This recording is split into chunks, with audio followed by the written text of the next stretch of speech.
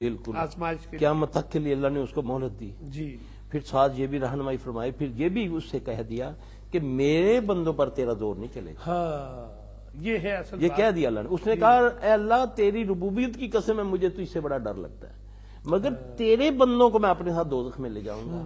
اب اللہ کے اور شیطان کے بندوں میں فرق کیا ہے کہ وہ دعویٰ جو کرنے والے اللہ تعالیٰ ہمیں ان میں سے نہ کرے، اللہ محفوظ رکھے، کہ جو نماز روزے کے پابند ہیں، سارے کام کرتے ہیں، معاملات میں ان کا معاملہ نہ بہن سے بہتر ہے نہ بھائی سے، لین دین کے معاملے میں وہ بالکل آگے نکلے ہوئے ہیں، تو ان کا شریعت کے ساتھ کوئی ایسا معاملہ نہیں ہے. نہ وہ کیوں کہ اللہ کا اصول ہے. جی نبی علیہ السلام صلی اللہ علیہ وآلہ وسلم دو درم دینے والے ایک صحابی جس نے قرضہ دینا تھا، آپ نے صحابہ سے فرمایا کہ جاؤ تم جا کر اس کا جنازہ پڑھ لو، یہ مقروض ہے.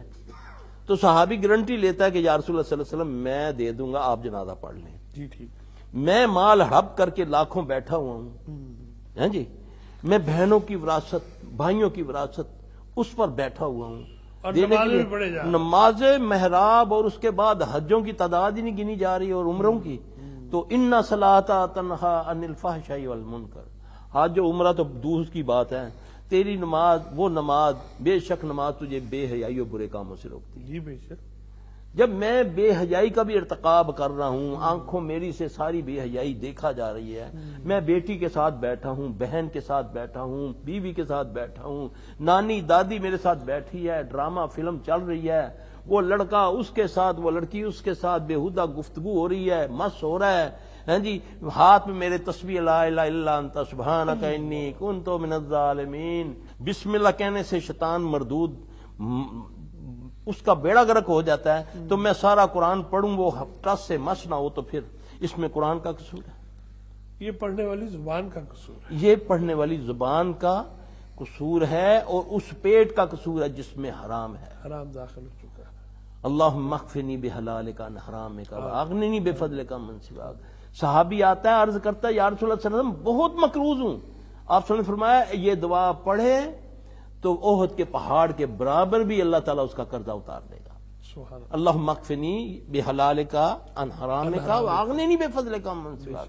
اب اس میں کون سا کوئی آپ نے کوئی اس کی تعداد بتائی ہو، کوئی ٹائم بتایا ہو؟ صحابی نے آ کر عرض کی، آپ نے دعا فرما دی اور آپ نے اس کو پڑھنے کا کہا. صحابی کہتا ہے یا رسول اللہ صلی اللہ علیہ وسلم مجھ پر قرض ہے. آپ نے فرمایا قل اللہم مالک الملک، یہ آیتیں پڑھ کے رحمان الدنیا والآخرۃ ورحیمہما یہ دعا پڑھ لیا کر. یہ اللہ کے نبی رہنمائی فرما رہے ہیں، اس میں کوئی تعداد نہیں ہے، کوئی لمبا چوڑا وظیفہ نہیں، مشقت نہیں ہے. یہ مشقت نہیں ہے اس میں. جی ہاں. اچھا بڑی توجہ سے بات یہ ہمارے سنتے ہیں سننے والے، اور مجھے پتہ ہے پچھلے 3-4 سال سے ہم دیکھ رہے ہیں یہ دعا جو آپ نے فرمائی ہے، ذرا ہم چلائیں گے بھی اس کو ساتھ، اس کو بالکل چلائیں آپ. لیکن آپ پھر ذرا ہاں جی، یہ اللہ کے نبی صلی اللہ علیہ وسلم، میں دعائیں قرض کی ساری بتا دیتا ہوں. جی جی. پھر آپ اس میں جو بھی اللہ وہ جو امامہ رضی اللہ عنہ والی دعا ہے اس میں بھی قرضے کی ہے. جی جی. پھر ایک اپنا یہ والی ہے جو حضرت علی رضی اللہ عنہ نے اپنے کسی ساتھی کے بارے میں عرض کی تو آپ نے ان کو یہ دعا بتائی، اللہم اکفنی بحلالک عن حرامک واغننی بفضلک عمن سواک. ایک صحابی عرض کرتا ہے تو آپ صلی اللہ علیہ وسلم نے اس کو فرمایا کہ قرآن سے، بعض لوگ اعتراض کرتے ہیں کہ قرآن اس لیے نہیں آیا، انما القرآن لما قرئ لہ، قرآن تو اس لیے آیا وہ تو قیامت والے دن شکایت کرے گا اللہ سے کہ اے اللہ اس کو دوزخ سے نہیں نکالنا، کہ نہ اس نے مجھے پڑھا، نہ مجھے سمجھا، نہ مجھ سے شفا لی، اور نہ ہی مجھ پر عمل کیا. آج تو المیہ یہ ہے سب سے پہلے تو مجھے قرآن سمجھنے سے روکا جا رہا ہے. میرا رب کہتا ہے وَلَقَدْ يَسَّرْنَا الْقُرْآنَ لِذِكْرِ فَهَلْ مِن مُدَّكِّرٍ. اب رب کی مانوں یا اس مفتی کی مانوں؟ نبی فرمائے الدین یسرا، اور یہ کہیں حدیثیں مشکل ہے تمہیں سمجھ نہیں آتی، یہ جو میرے باپ نے لکھی کتاب یہ بہت آسان ہے، جو اللہ رسول کی بات ہے وہ مشکل ہے. اللہ کہے ایک نہیں، تکرار کے ساتھ اللہ فرماتا ہے سورہ قمر کے اندر وَلَقَدْ يَسَّرْنَا الْقُرْآنَ لِذِكْرِ فَهَلْ مِن مُدَّكِّرٍ، کہ ہم نے اس قرآن کو آسان کر دیا ہے کوئی سمجھنے والا.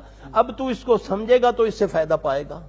اللهم اكفني بحلالك عن حرامك واغنني بفضلك عمن سواك.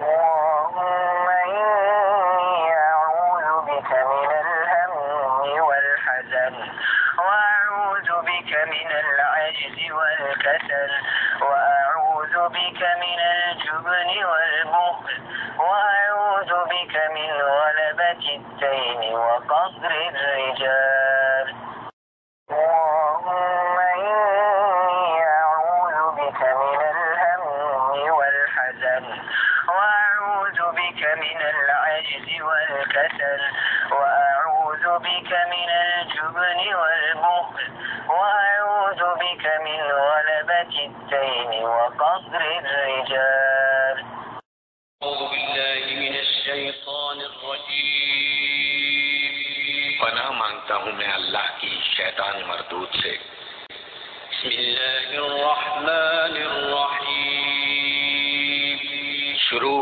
اللہ کا نام لے کر جو بڑا مہربان نہایت رحم والا ہے قل اللهم مالك الملك تؤتي الملك من تشاء وتنزع الملك ممن تشاء وتعز من تشاء وتذل من تشاء بيدك الخير إنك على كل شيء قدير آپ کہہ دیجئے اے میرے معبود، اے تمام جہان کے مالک، تو جسے چاہے بادشاہی دے اور جس سے چاہے سلطنت چھین لے، اور تو جسے چاہے عزت دے اور جسے چاہے ذلت دے، تیرے ہی ہاتھ میں سب بھلائیاں ہیں، بے شک تو ہر چیز پر قادر ہے۔ تولج الليل في النهار وتولج النهار في الليل وتخرج الحي من الميت وتخرج الميت من الحي وترزق من تشاء بغير حساب تو ہی رات کو دن میں داخل کرتا ہے اور دن کو رات میں لے جاتا ہے، تو ہی بے جان سے جاندار پیدا کرتا ہے اور تو ہی جاندار سے بے جان پیدا کرتا ہے، تو ہی ہے کہ جسے چاہتا ہے بے شمار روزی دیتا ہے۔ ربنا تقبل منا إنك أنت السميع العليم اے ہمارے پروردگار ہم سے یہ خدمت قبول فرما، بے شک تو سننے والا ہے، جاننے والا ہے۔ ربنا واجعلنا مسلمين لك ومن ذريتنا أمة مسلمة لك وأرنا مناسكنا وتب علينا إنك أنت التواب الرحيم اے ہمارے رب، ہمیں اپنا فرمان بردار بنا لے اور ہماری اولاد میں سے بھی ایک جماعت کو اپنا اطاعت گزار رکھ، اور ہمیں اپنی عبادتیں سکھا اور ہماری توبہ قبول فرما۔ تو ہی توبہ قبول فرمانے والا اور رحم و کرم کرنے والا ہے۔